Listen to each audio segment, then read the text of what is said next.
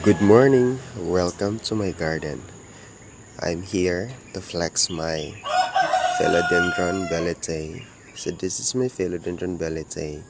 I propagated this one 3 months ago, and it's a good time to see the progress, what's really happening in here.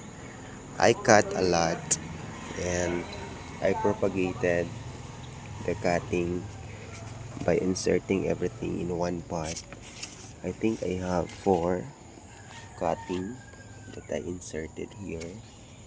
Let me count. 1, 2, 3. Yeah, 4 cutting, and every cutting has already developed and give some leaves. So it's successful propagation of my belete. It's my technique also to make one pot of the plant lush to look at. So it's a good strategy to save the space and not to look not presentable. So it's really nice. You have to combine your cutting if you have a small space and if you want to look the plant lush and beautiful. Just a simple idea, but it will give you an interesting view, and also you can save your space expenses like buying pots and also the medium that you're going to use in the propagation. So after that successful propagation, you can also do the repotting. That's my strategy.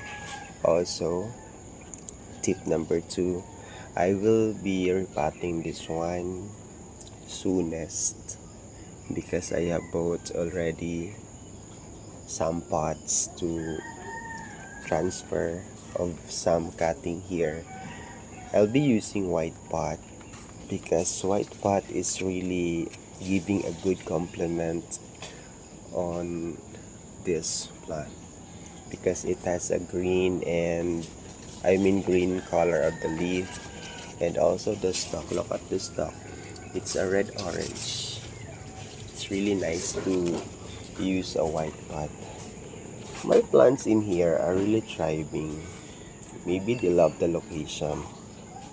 Not only the location, they have also received enough sunlight.